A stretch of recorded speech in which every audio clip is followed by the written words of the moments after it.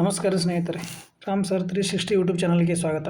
ಮೊದಲನೇದಾಗಿ KA exam ಬರ್ತಕ್ಕಂಥ 708 ಹುದ್ದೆಗಳಿಗೆ ಬರ್ತಕ್ಕಂಥ ಎಲ್ಲ ಪ್ರರಕ್ಷಿತ ಅಭ್ಯರ್ಥಿಗಳಿಗೆ ಮತ್ತು ಎಲ್ಲರಿಗೂ ಶುಭಾಶಯಗಳು. ಎಲ್ಲರೂ ಒಳ್ಳೆಯ ರೀತಿಯಿಂದ ಆಲ್ ದಿ ಬೆಸ್ಟ್. ನಿಮಗೆ ಒಳ್ಳೆಯ ರೀತಿಯಿಂದ ಎಕ್ಸಾಮ್ ಫೇಸ್ ಮಾಡಿ. ಪೋಸ್ಟ್ ಕಡಿಮೆ ಇರ್ಬೋದು, ಬಟ್ ಓದಿದವರಿಗೆ ಯಾವತ್ತೂ ಮೋಸ ಆಗಲ್ಲ. ಅದನ್ನು ಮಾತ್ರ ನೀವು ತಲೆಲಿಟ್ಕೊಂಡು ಎಕ್ಸಾಮ್ ಬರೀರಿ.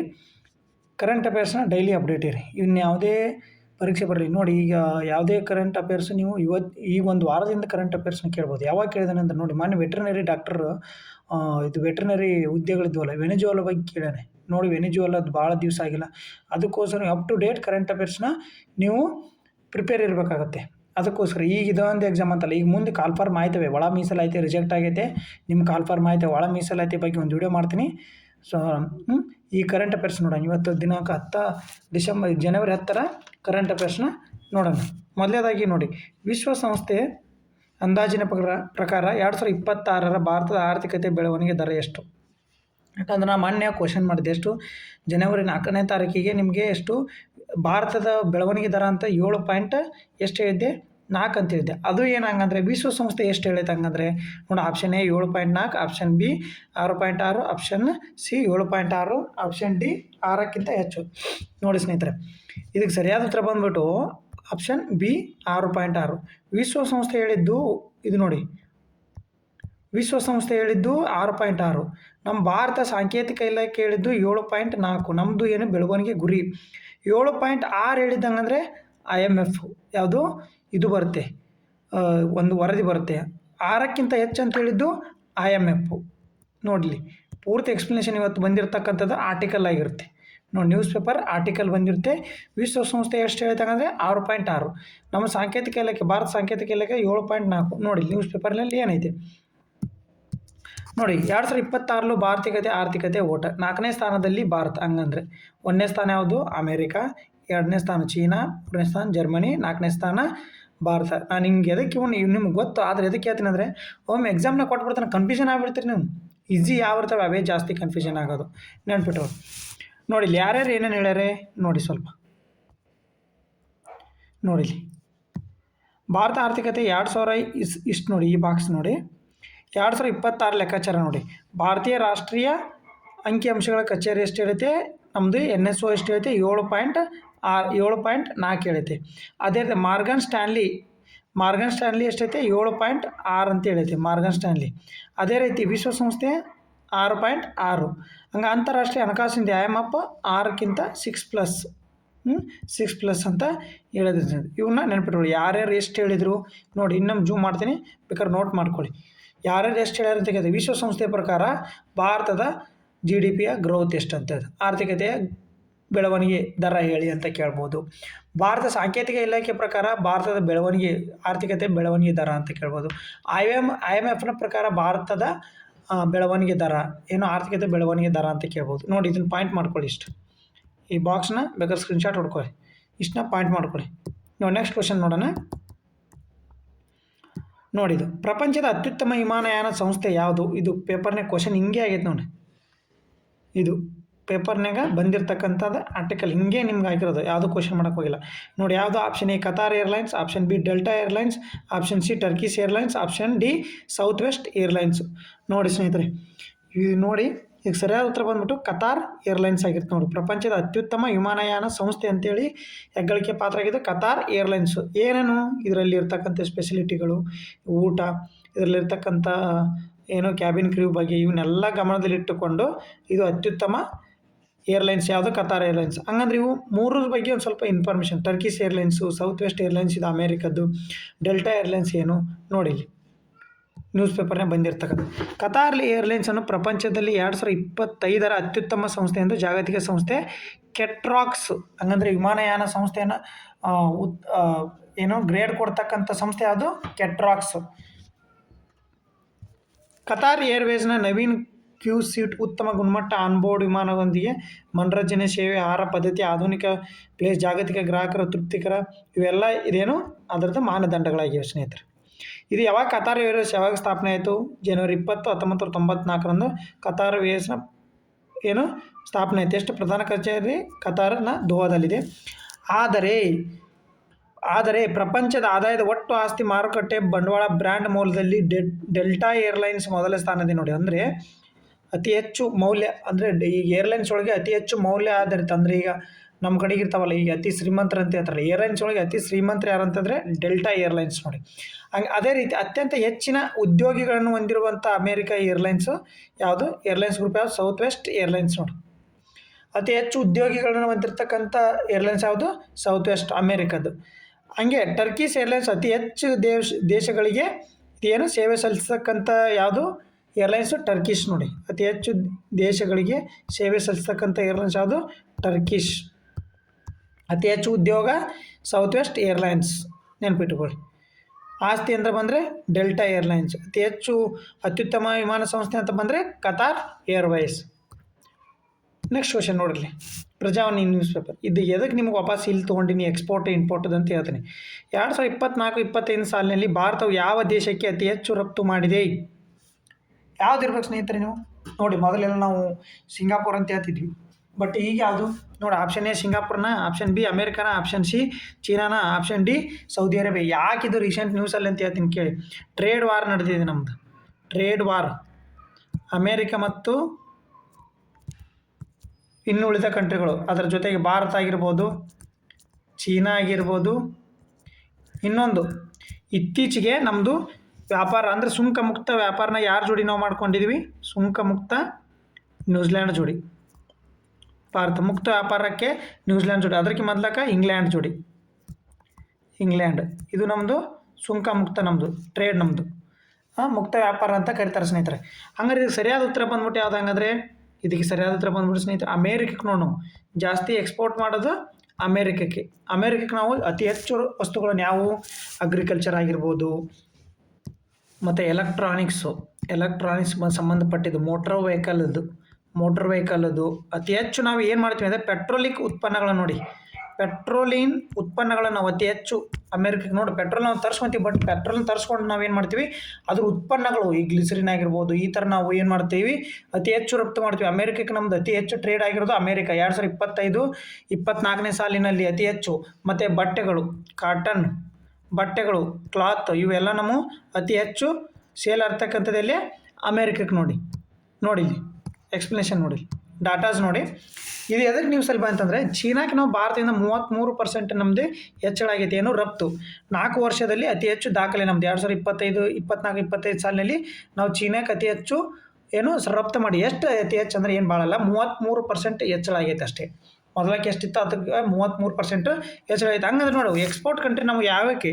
ಯುನೈಟೆಡ್ ಸ್ಟೇಟಿಗೆ ನಾವು ಎಷ್ಟನ್ನ 76.38 ಬಿಲಿಯನ್ ನಾವು ಮೌಲ್ಯದ ವಸ್ತುಗಳನ್ನ ಏನು ಎಕ್ಸ್ಪೋರ್ಟ್ ಮಾಡ್ತೀವಿ. ನೆಕ್ಸ್ಟ್ ಯಾವ್ದು ಮಾಡ್ತೀವಿ? UAE, ಯುನೈಟೆಡ್ ಎಮಿರೇಟ್ಸಿಗೆ, ಆಮೇಲೆ ನೆದರ್ಲ್ಯಾಂಡಿಗೆ, ಆಮೇಲೆ ಯುನೈಟೆಡ್ ಕಿಂಗ್ಡಮು. ಚೀನಾ 5ನೇ ಸ್ಥಾನಕ್ಕೆ ನಾವು ಇಂದಾಗ ತೊಗೊಳ್ತೇವೆ. ಅದೇನು 12.74 ಬಿಲಿಯನ್ ನಾವು ಮಾಡ್ತಕ್ಕಂಥದ್ದು ಎಕ್ಸ್ಪೋರ್ಟು. ಇಲ್ಲಿ ನೋಡಿ, ಅದರಿಂದ ನಮಗೆ ಇಂಪೋರ್ಟ್ ಕಂಟ್ರಿಯಲ್ಲಿ ಚೀನಾ ನಮಗೆ ಫಸ್ಟ್ ಐತಿ ನೋಡಿ. ಡೆಫಿಸಿಟ್ ಎಷ್ಟೈತೆ ನೋಡಿ ನಮ್ಮದು. ಚೀನಾದಿಂದ ನಾವು ಎಷ್ಟು ನಮ್ಮ ಭಾರತಕ್ಕೆ ಅತಿ ಹೆಚ್ಚು ರಫ್ತು ಮಾಡ್ತಕ್ಕಂಥದ್ದು, ನಾವು ಇಂಪೋರ್ಟ್ ಮಾಡ್ತಕ್ಕಂಥದ್ದು ದೇಶ ಯಾವುದಂದರೆ ಚೀನಾ ನೋಡಿ. ಎಷ್ಟು? 103.78 ಬಿಲಿಯನ್ನು ನೋಡಿ. ಹಂಗಂದರೆ 103.78 ಒಳಗಡೆ ನೀವು ಬರೀ 12.74 ತೆಗೆದ್ರೆ 4, 3 ಎರಡೋದ್ರೆ 1, 10 1 ಹೋದರೆ 9, 91.4 ಬಿಲಿಯನ್ನು ಅದು ಹೆಚ್ಚಿಗೆ ಐತೆ. ನಮ್ಮ ಡೆಫಿಸಿಟ್ ಐತೆ ನೋಡಿ ಸ್ನೇಹಿತರೆ. ಎಷ್ಟು? 91.4 ಬಿಲಿಯನ್ನು. ಮತ್ತು ಕೋಟಿ ನಮ್ಮದು ಏನು? ನಮ್ದು ಇಷ್ಟು ನಾವು ಡೆಫಿಸಿಟ್ ಐತೆ. ಚೀನಾ ಇಷ್ಟು ನಮ್ಮ ಮ್ಯಾಗ ಡಿಪೆಂಡ್ ಆಗೈತೆ, ನೆನ್ಪಿಟ್ಕೊಳ್ಳಿ ಸ್ನೇಹಿತರೆ. ಹಂಗಾಗಿ ನಮ್ಮದು ವಾರ ಆಗುತ್ತಾ? ಆಗಲ್ಲ, ಅವೆಲ್ಲ ಆಗಲ್ಲ. ಅವು ಟ್ರೇಡ್ ಮುಖಾಂತರ ಅಷ್ಟೇ. ನೋಡು, ಅತಿ ಹೆಚ್ಚು ನಾವು ಎಕ್ಸ್ಪೋರ್ಟ್ ಮಾಡ್ತಕ್ಕಂಥ ಟಾಪ್ 10 ಕಂಟ್ರಿಗಳಿವು. ಟಾಪ್ 10 ಕಂಟ್ರಿಗಳಾಗಿರ್ತವೆ. ಅತಿ ಹೆಚ್ಚು ನಾವು ಇಂಪೋರ್ಟ್ ಮಾಡ್ತಕ್ಕಂಥ ಟಾಪ್ 10 ಯಾವುದು? ಚೀನಾ, ರಷ್ಯಾದಿಂದ ನಾವು ಸೆಕೆಂಡ್ ಇಂಪೋರ್ಟು ಯಾವುದು? ಇವು ಇಂಪೋರ್ಟ್ ಅಂದರೆ ಚೀನಾ, ರಷ್ಯಾ ಬಂದರೆ ಇವೇ ನಮ್ಮದು ಏನು ಆಯುಧಗಳು, ಡಿಫೆನ್ಸಿಗೆ ಸಂಬಂಧಪಟ್ಟಿದ್ದು. ಡಿಫೆನ್ಸಿಗೆ ಯುನೈಟೆಡ್ ಎಮಿರೇಟ್ಸ್ ಜೊತೆಗೆ United State, America, Saudi Arabia, Iraq, Switzerland, Indonesia, Singapore 9ನೇ ಸ್ಥಾನ ನೋಡಿ ಸ್ನೇಹಿತರೆ. ನೆಕ್ಸ್ಟ್ ಕ್ವಶನ್ ನೋಡಿ ಸ್ನೇಹಿತರೆ. ನೋಡಿ, ರಾಜ್ಯದ ಮೊದಲ ಸೈಕ್ಲಿಂಗ್ ವೇಲೋಡ್ರೋಮ್ ಎಲ್ಲಿ ಪ್ರಾರಂಭಿಸಲಾಗಿತ್ತು? ನೋಡಿ, ಎಲ್ಲಿ? ಬಿಜಾಪುರ, ಬಾಗಲಕೋಟೆ, ಹಾವೇರಿ, ಶಿವಮೊಗ್ಗ. ನೋಡಿ, ಸರಿಯಾದ ಉತ್ತರ ಬಂದ್ಬಿಟ್ಟು ಬಿಜಾಪುರ ಆಗಿರುತ್ತೆ ಸ್ನೇಹಿತರೆ. ಹಂಗಾರೆ ವೇಲೋಡ್ರೋಮ್ ಎಲ್ಲಿ ಅಂದರೆ ಬಿಜಾಪುರದಲ್ಲಿ. ವೇಲೋಡ್ರೋಮ್ ಅಂದರೆ ನಿಮಗೇನು ಗೊತ್ತಾಯ್ತಾ? ಸೈಕ್ಲಿಂಗ್ ಇದ್ದು ಈ ಥರ ಟ್ರ್ಯಾಕ್ ಇರಲ್ಲ, ಅದು ಇಲ್ಲೈತೆ ನೋಡಿ, ಈ ಫೋಟೋ ನೋಡಿ, ಟ್ರ್ಯಾಕ್ ಗೊತ್ತಾಯ್ತು ನಿಮಗಿದೆ. ವೇಲೋಡ್ರೋಮ್ ನೋಡಿ, ಸೈಕ್ಲಿಂಗ್ ಇದ್ದ ವೇಲೋಡ್ರೋಮ್. ಇದನ್ನು ನೋಡಿ ಗೊತ್ತಾಗುತ್ತೆ. ಅಂದರೆ ನಿಮಗೆ ಪಿಕ್ಚರ್ ನೋಡಿದ್ರೆ ನೆನಪು ಉಳಿತೆ ಅಂತೇಳಿ ಬಿಜಾಪುರದಾಗ. ಅದೇ ರೀತಿ ನಿಮ್ಗೆ ಇನ್ನೊಂದು ಹೇಳ್ತೀನಿ ಕೇಳಿ. ಹಂಗಂದರೆ ದೇಶದ ಮೊದಲ ವೇಲೋಡ್ರೋಮ್ ಯಾವುದು? ಎಲ್ಲಿ? ಪಂಜಾಬ್ನ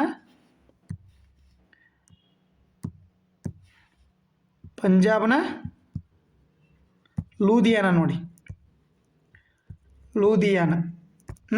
ಇದು ಸೈಕ್ಲಿಂಗ್ ಸಿಟಿ ಅಂತ ಕರೀತಾರೆ. ಇದನ್ನು ಸೈಕ್ಲಿಂಗ್ ಸಿಟಿ ಅಂತ ಕರೀತಾರೆ. ಯಾವುದು? ಪಂಜಾಬ್ದ ಲೂಧಿಯಾನ. ಹಂಗಾದ್ರೆ ಎಷ್ಟು ಈಗ ಪ್ರೆಸೆಂಟ್ ಎಷ್ಟಿದಾವೆ ಅಂದರೆ ಯಾವುದು ವೇಲೋಡ್ರೋಮ್ ನಮ್ಮ ದೇಶದಾಗ ಎಷ್ಟಿದಾವೆ? 46 ನೋಡಿ, 46 ವೇಲೋಡ್ರೋಮ್ ಇದಾವೆ. ಹಂಗಾರೆ ಪ್ರಪಂಚದ ಮೊದಲ ವೇಲೋಡ್ರೋಮ್ ಎಲ್ಲಿ?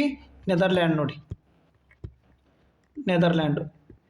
ಈ ಥರ ನೀವು ಸ್ಟಡಿ ಮಾಡಬೇಕು. ಅದ್ರ ರಿಲೇಟೆಡ್ ಬಂತ ಆರ್ಟಿಕಲ್ಲು, ಅದ್ರ ಬಗ್ಗೆ ತಿಳ್ಕೊಂಬಿಡ್ಬೇಕು ಅಷ್ಟೇ. ವೇಲೋಡ್ರೋಮ್ 46 ಇದ್ದಾವೆ. ಪಂಜಾಬ್ದ ಲೂಧಿಯಾನ ದೇಶದ ಮೊದಲು, ಈಗ ಪ್ರೆಸೆಂಟ್ 46 ಇದ್ದಾವೆ. ಪ್ರಪಂಚದ ಬಂದೆ ಅದು ನೆದರ್ಲ್ಯಾಂಡು. ನಮ್ಮ ಕರ್ನಾಟಕದ ಬಂದರೆ ಮೊದಲು ಬಿಜಾಪುರ. ಈ ಚಿತ್ರ ನೋಡಿದ್ರೆ ನಿಮಗೆ ಅರ್ಥ ಐತೆ ವೇಲೋಡ್ರೋಮ್ ಅಂದರೆ ಏನು. ಉದ್ಘಾಟನೆ ಸೈಕ್ಲಿಂಗ್ ವೇಲೋಡ್ರೋಮ್. ಪಕ್ಕಾ ಕ್ವಶನ್ ಆಗುತ್ತೆ ಇದು. ಬೇಕಾದ್ರೆ ಫಿಕ್ಸ್ ಕ್ವಶನ್ ಇದು ಬೇಕಾರೆ ಬಾರಿ ಇಟ್ಕೊಂಬಿಡಿ. ನೆಕ್ಸ್ಟ್ ಯಾವ PC ಎಕ್ಸಾಮ್ ಆದರೆ ಫಿಕ್ಸ್ ಕ್ವಶನ್ ಇದು, ನೆನ್ಪಿಟ್ಕೊಂಬಿಡಿ. ನೆಕ್ಸ್ಟ್ ಕ್ವಶನ್ ನೋಡಿ. Wangchu hydro electric project located in which country? ಎಲ್ಲಿ ಯಾವ ದೇಶದಲ್ಲಿ? ಹಾಗಾದರೆ ವಾಂಗ್ಚೂ ಇದು ಎದಕ್ಕೆ ನ್ಯೂಸಲ್ಲಿ ಬಂದೈತೆ ಅಂತ ಹೇಳ್ತೀನಿ ನಿಮ್ಗೆ ಆಮೇಲೆ. ಶ್ರೀಲಂಕಾ, ಮಯನ್ಮಾರ್, ನೇಪಾಳ, ಭೂತಾನ್. ನೋಡಿ ಸ್ನೇಹಿತರೆ, ಇದು ಸರಿಯಾದ ಉತ್ತರ ಬಂದ್ಬಿಟ್ಟು ಭೂತಾನ್.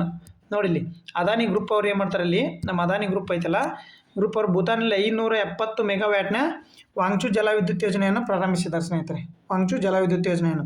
ಇದು ಭೂತಾನ್ದ ಕುಚಾ ಜಿಲ್ಲೆಯಲ್ಲಿ ವಾಂಗ್ಚೂ ನದಿಯಲ್ಲಿ ಹರಿಯುವ ಜಲವಿದ್ಯುತ್ ಯೋಜನೆ ಆಗಿದೆ.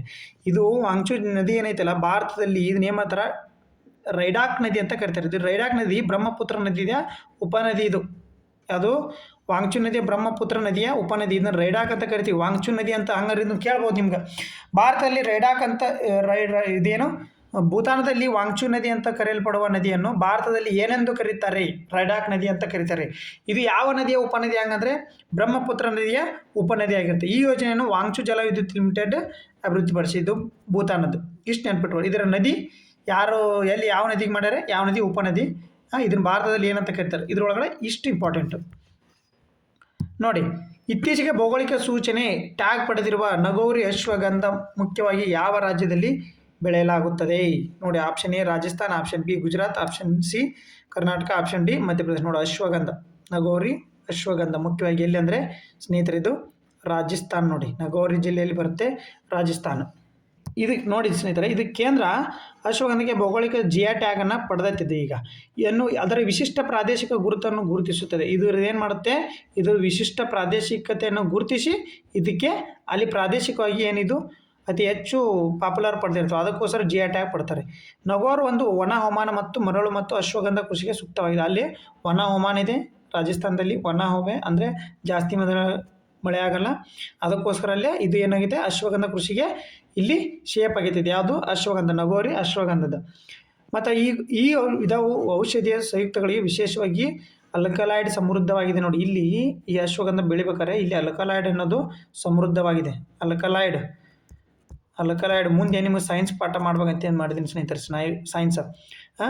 ನಾ MSc ಸೈನ್ಸ್ ಓದಿರೋದ್ರಿಂದ ನಿಮಗೆ ಸೈನ್ಸಲ್ಲಿ ಪಾಠ ಮಾಡ್ಬೇಕಂತ ಮಾಡಿದ್ದೀನಿ ಕಾಂಪಿಟೇಟಿವ್ ವರ್ಡಿಗೆ. ಅದರಲ್ಲಿ ನಿಮ್ಗೆ ಅಲ್ಕಲಾಯ್ಡ್ ಅಂದರೆ ಏನು, ಆಲ್ಕಲಿ ಮೆಟಲ್ಸ್, ಅಲ್ಕಲೈನ್ ಅಂದರೆ ಏನು, ಇವನ್ನೆಲ್ಲ ಹೇಳಿದ್ದೀನಿ.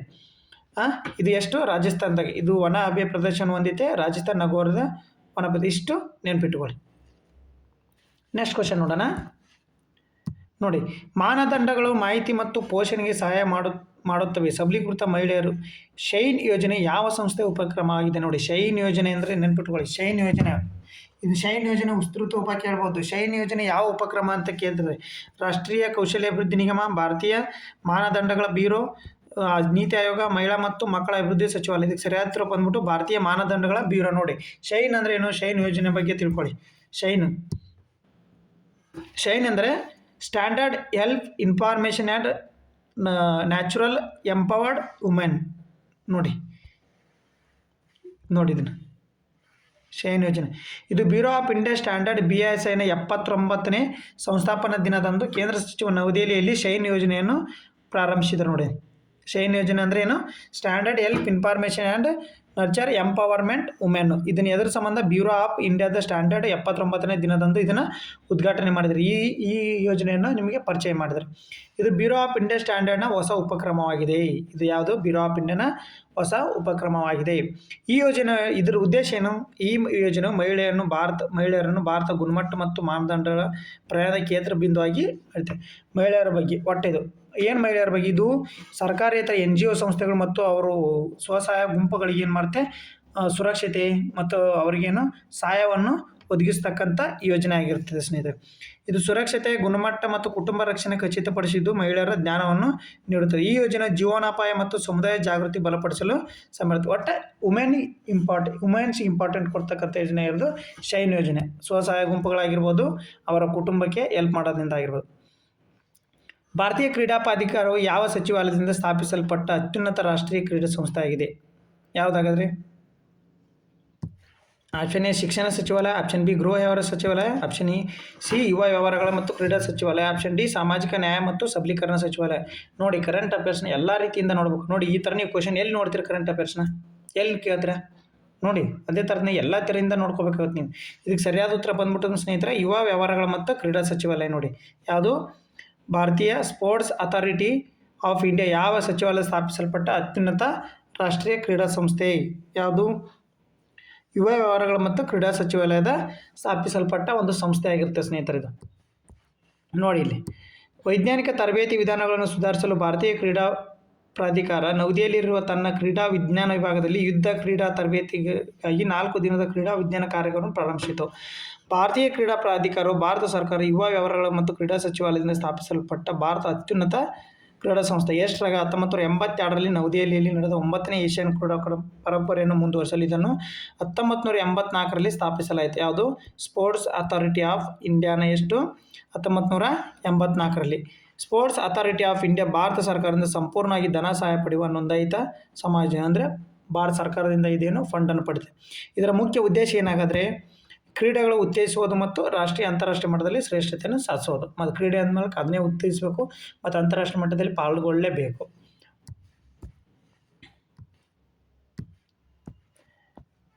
ನೋಡಿ, ಇದಕ್ಕೆ